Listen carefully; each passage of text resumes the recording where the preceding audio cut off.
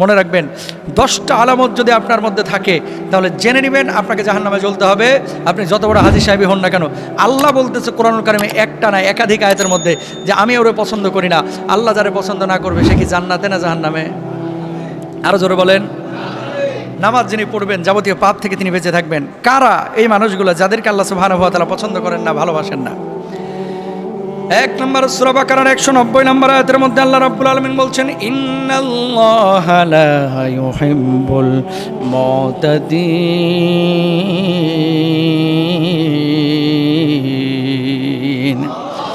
রাব্বুল আলামিন বলছেন সীমা লঙ্ঘনকারীকে আল্লাহ রাব্বুল আলামিন পছন্দ করেন না। আপনার আমার আশপাশে অনেক লোক আছে যে লোকগুলো দাবি করে ইমানদার, যে লোকগুলো দাবি করে আমি নামাজি, যে লোকগুলো দাবি করে আমি মুসল্লি, কিন্তু এই লোকগুলো সীমা লঙ্ঘনকারী। সমাজের মধ্যে অশান্তি তৈরি করে, রাষ্ট্রের মধ্যে অশান্তি তৈরি করে, এলাকার মধ্যে ফ্যাসাদ তৈরি করে। কোনো মানুষ তার থেকে নিরাপত্তা লাভ করতে পারে না। ও যত বড় হাজী সাহেবই হোক না কেন, টাটকা হাজী হোক, নগদ হাজী হোক, বাকি হাজী হোক, পুরাতন হাজী হোক, ডাবল হাজী হোক আর ট্রিপল হাজী হোক, যত বড় মুসল্লি হোক, আল্লাহ রাব্বুল আলামিন বলছে আমি তারে ভালোবাসি না। বলুন নাউজুবিল্লাহ। ফ্যাসাদ তৈরি করা। হাইটা যাচ্ছেন, রিক্সাওয়ালা আপনার গায়ে বাধায়ও নেই, পানির দিন বৃষ্টির দিন গাড়ি নিয়ে চলে যাচ্ছে, ও খেয়াল করে নাই আপনার গায়ে একটা ফোঁটা পড়ছে, ইটটা তুলে দিলেন গাড়ির গ্লাসের উপরে বাড়ি, রাগ খুব, ফ্যাসাদ তৈরি করলেন। এরকম লোক আছে না? রিক্সাওয়ালা ও যে ঢুকতেছেন ফ্যান্টাসির সামনে দিয়া, সবসময় তো মৌমাছির মতো জটলা নিয়ে থাকে ওই জায়গাটায়, আপনাদের ওই যে চত্বরটায় মৌমাছির মতো জটলা থাকে ওই জায়গাটায়। কিছু লোক আছে এত মাথা গরম, ও সরার সুযোগও দেয় না। আমি নিজে দেখছি এখানে ওই রুলার লাঠি নিয়ে ভাই নামে উড়া ধরা পিটানো শুরু করছে। কথা বুঝছেন? ভিআইপি আসতেছে আর কি, এই জন্য পিটানো শুরু করছে। ফ্যাসাদ এগুলা। যারা ওখানে অন্যায়ভাবে দাঁড়ায় আছে, যাত্রী পাইছেন সরে যান, সমস্যা নাই, কিন্তু মানুষের ওখানে কষ্ট দিবেন, জটলা বাঁধায় রাখবেন। বাস ঢাকায় দেখবেন মাঝে মাঝেই সামনে পুরা ফাঁকা, ওই পেছনের বাসরে আগাইতে দিবে না, এই জন্য পাছাটারে পেছনে দিয়া মাথাটারে আরেক দিকে দিয়া চুক্কা করে রেখে দিছে, বাঁকা করে। ঠিক কিনা?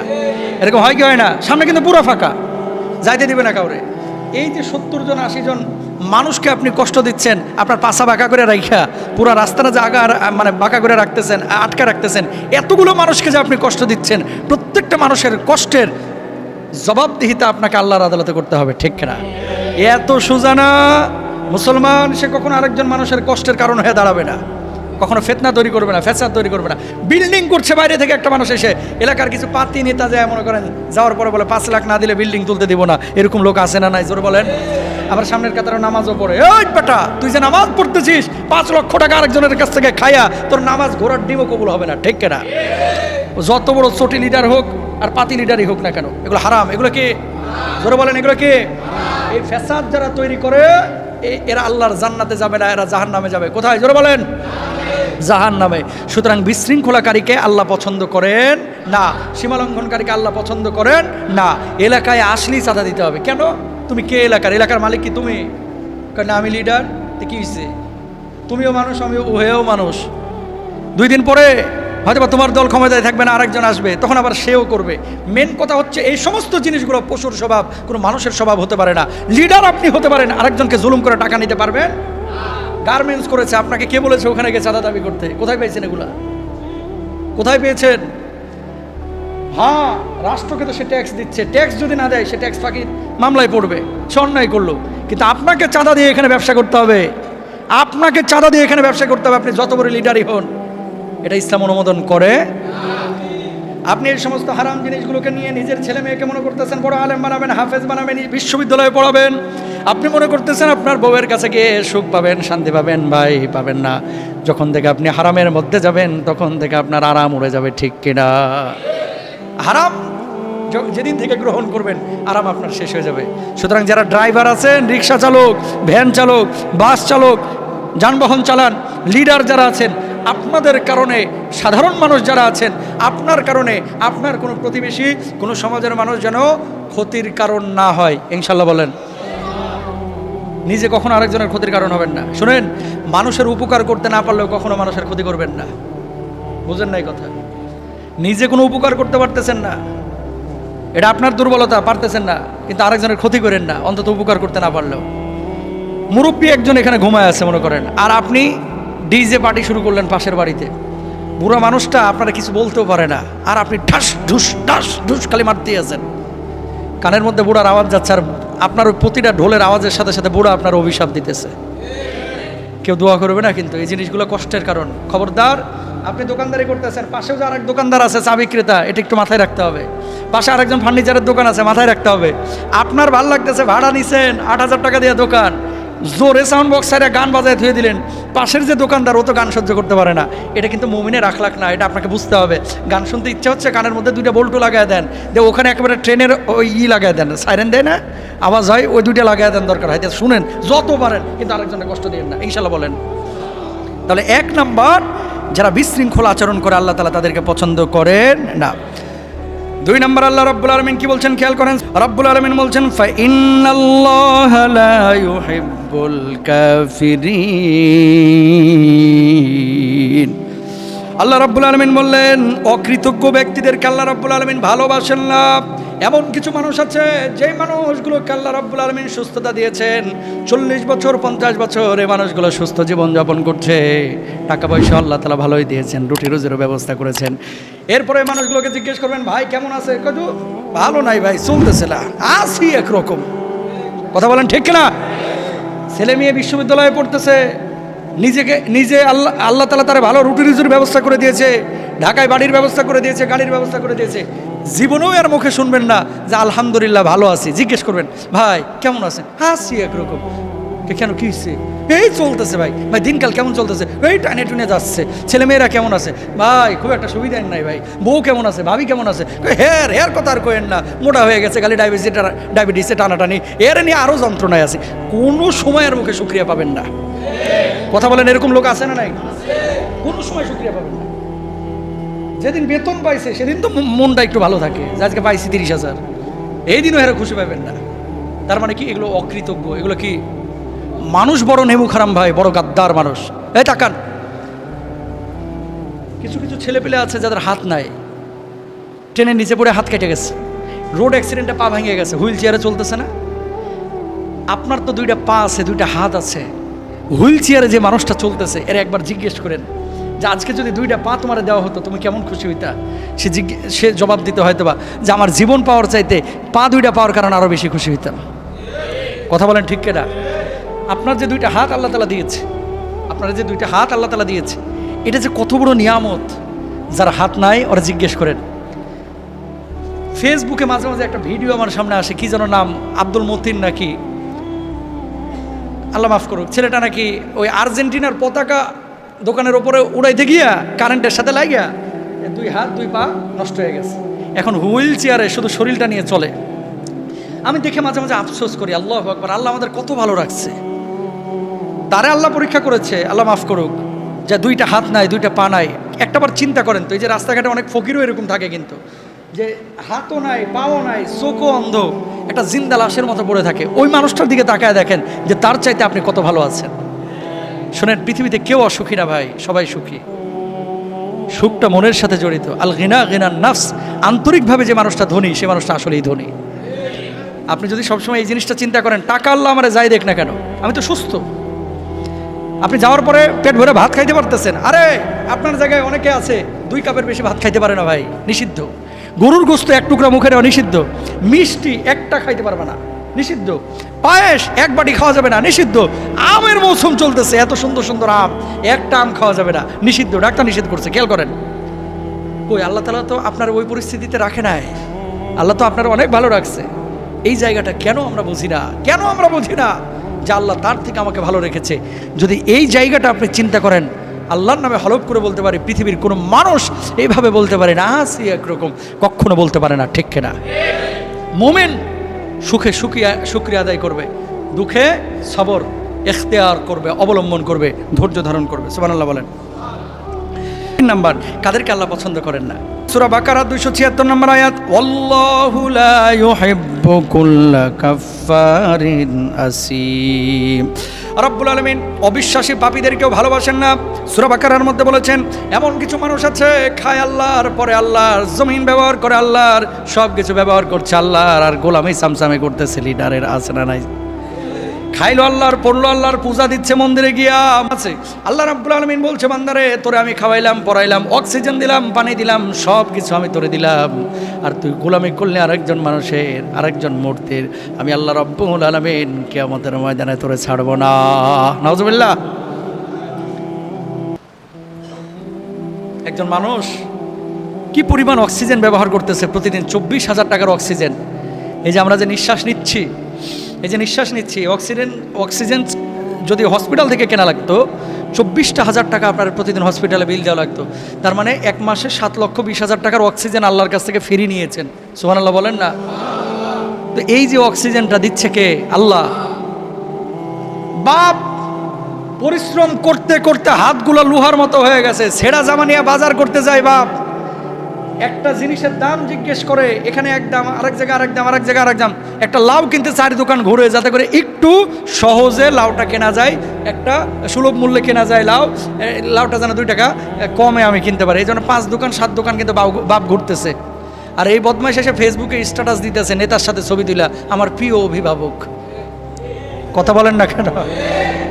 বাপ ঘাম ছুটায় ফেলাইতেছে রিক্সা পেডাল মারতে মারতে, বাপ চাকরি করতে করতে লুঙ্গি মুঙ্গি ছিঁড়ে ফেলাইতেছে, বাপ জামা ছিঁড়ে ফেলাইতেছে, বাপ সন্তানের জন্য পরিশ্রম করতে করতে তুলার মতো হাতগুলো লোহার মতো হয়ে গেছে রাজমিস্ত্রি কাজ করতে করতে। আর ছেলে গিয়ে লিটারের পেছনে চামচামি করতেছে, ছবি তুলে ফেসবুকে দেয়, আমার প্রিয় অভিভাবক। তোরে কয়দিন খাওয়াইছে তোর অভিভাবক? কথা বলেন না কেন? প্রিয় ভাইরা আমার, অবশ্যই যারা সত্য লিডার তাদেরকে আপনি মানবেন।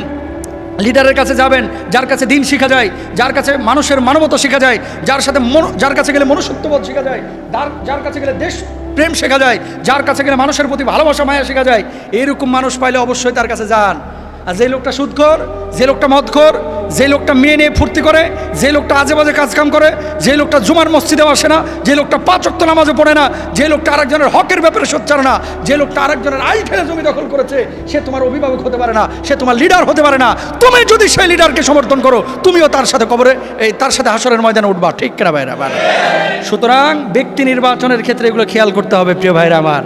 হ্যাঁ, তোমার বাপ 26 বছর তোমার জন্য কষ্ট করতেছে, বাপরে কোনোদিন একবারও বললা না আব্বু তুমি আমার প্রিয় অভিভাবক, আব্বার জন্য কোনোদিন মনটা তোমার কাঁদে না, আর ওই ছোটি লিডারের জন্য তোমার কলিজাটা ফাইটে কান্নে আসে, বুঝতে হবে তোমার ভেতরে সমস্যা আছে প্রিয় ভাইরা আমার।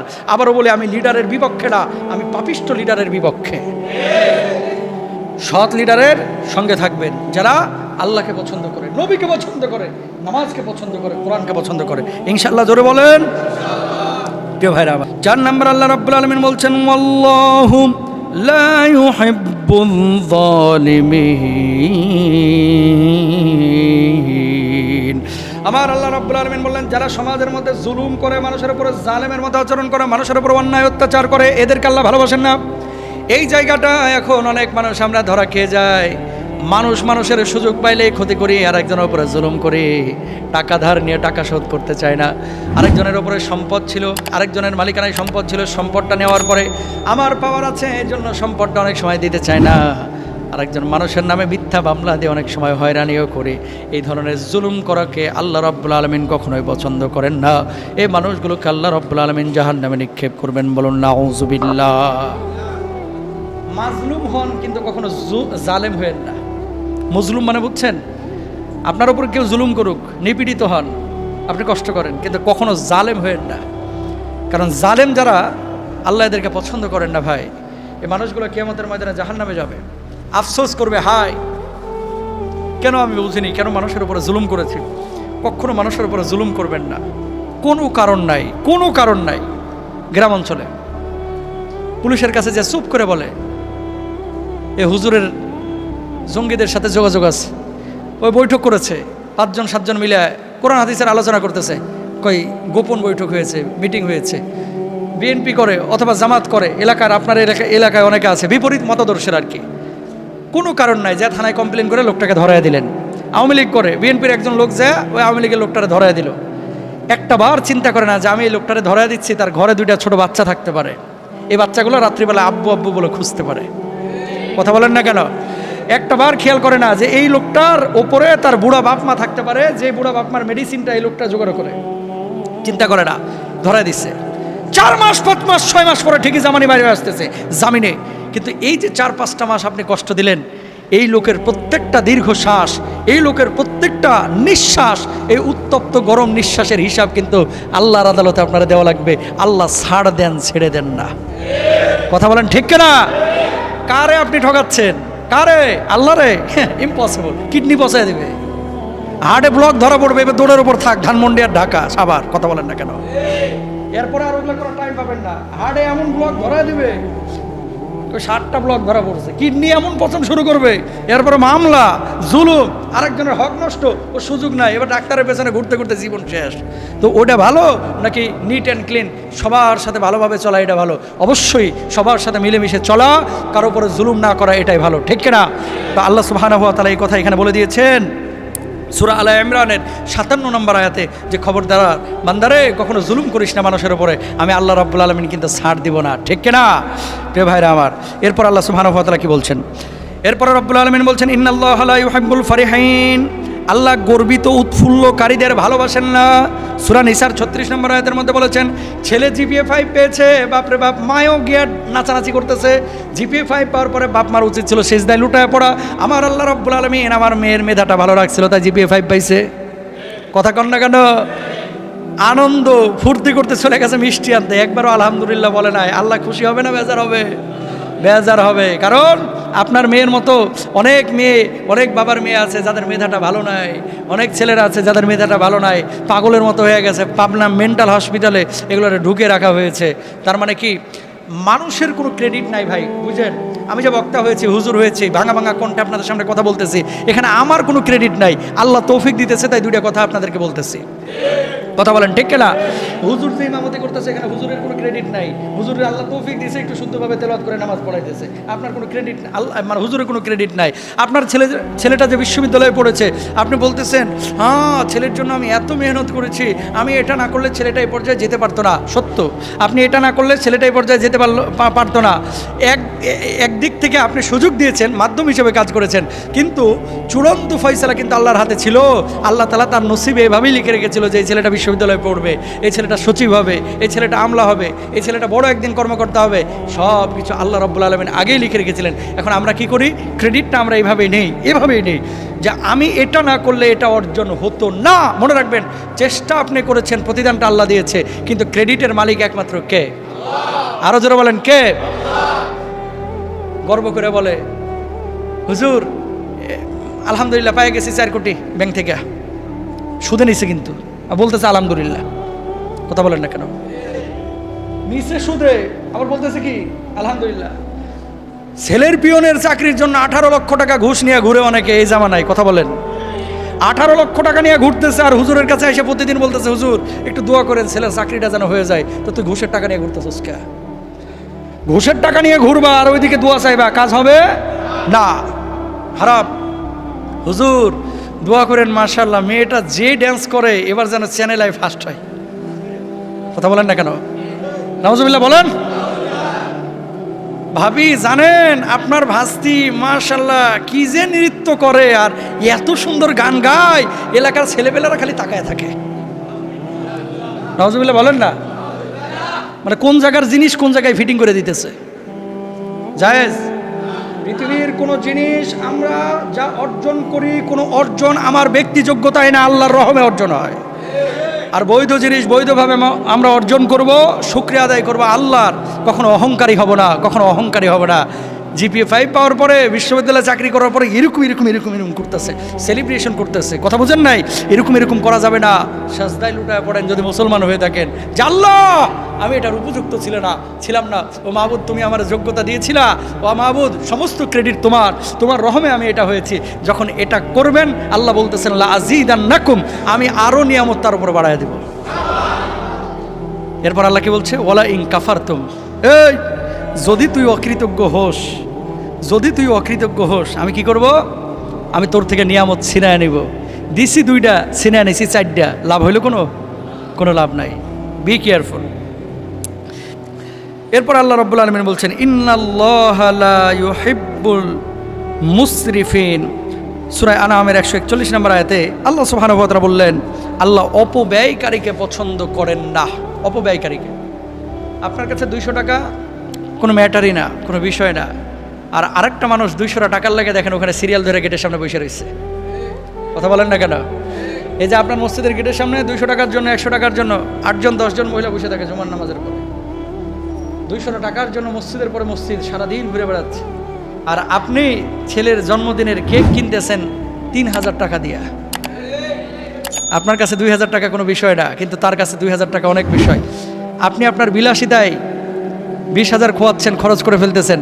আর আরেকজন মা ক্যান্সার আক্রান্ত, তার মেডিসিন লাগবে, সে 20,000 টাকার জন্য দাঁড়ে দাঁড়ে ভিক্ষা করে বেড়াচ্ছে।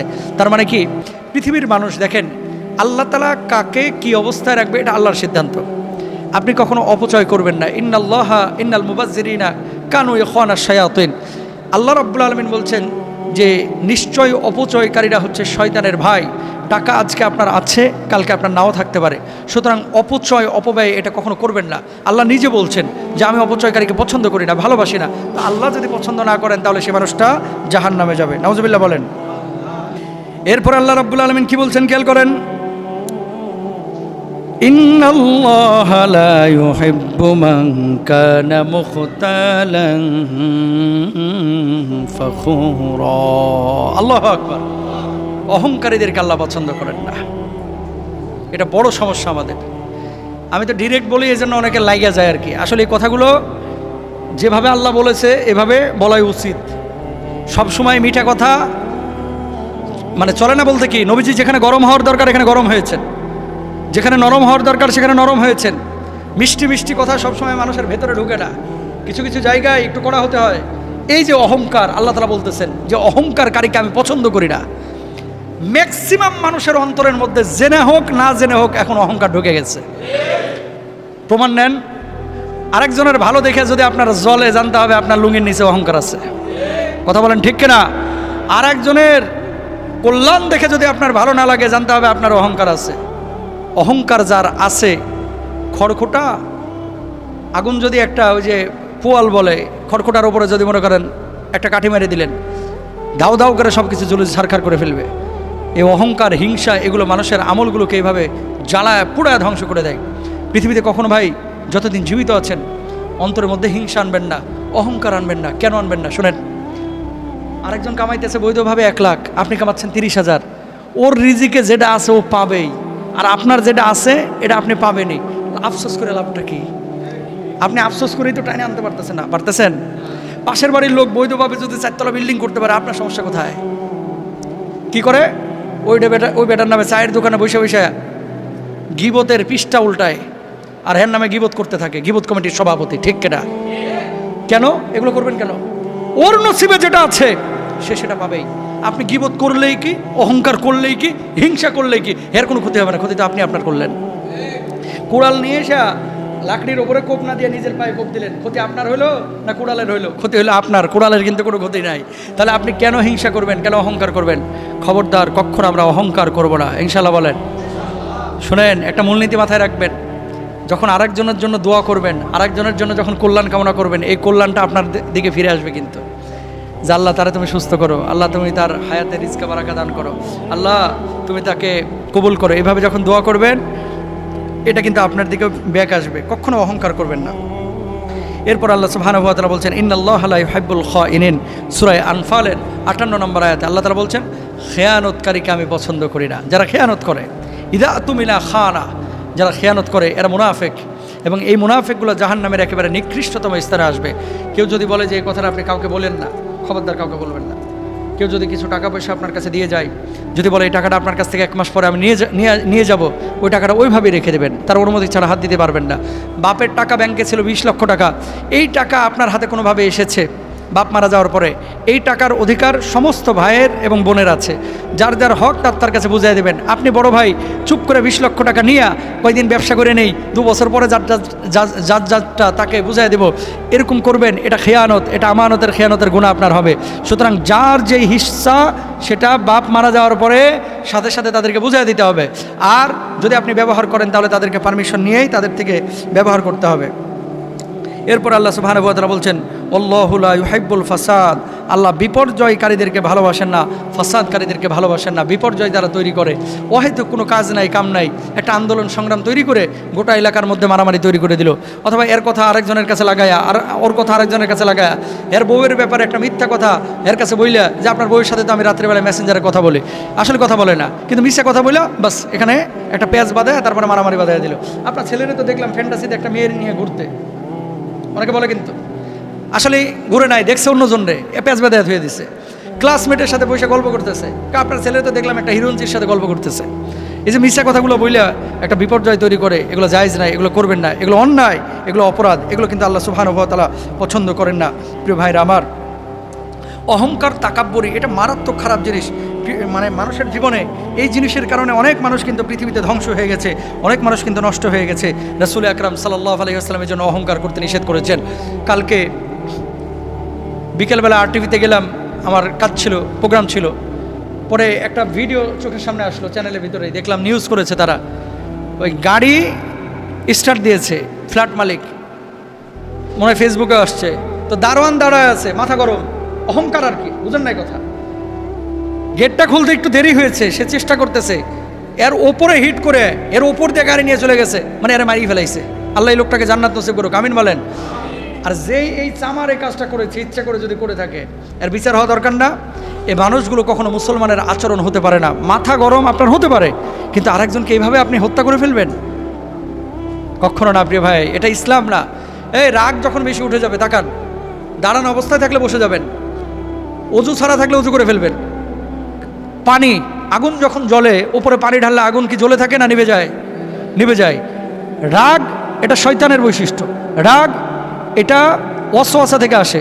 সুতরাং মাটির বৈশিষ্ট্য হচ্ছে সবসময় নিচের দিকে যাওয়া, আগুনের বৈশিষ্ট্য হচ্ছে উপরের দিকে ওঠা। আপনাকে তো আগুন দিয়ে আল্লাহ বানায় না, আল্লাহ তো আপনারা বানাইছে মাটি দিয়ে, সুতরাং আপনার গতি হবে সবসময় নিচের দিকে। যখন আপনার রাগ উঠে যাচ্ছে, পারলে উজু করে ফেলবেন। রাগ উঠে যাচ্ছে, আপনি দাঁড়ানো থাকলে বসে যাবেন, বসা থাকলে আপনি শুয়ে যাবেন।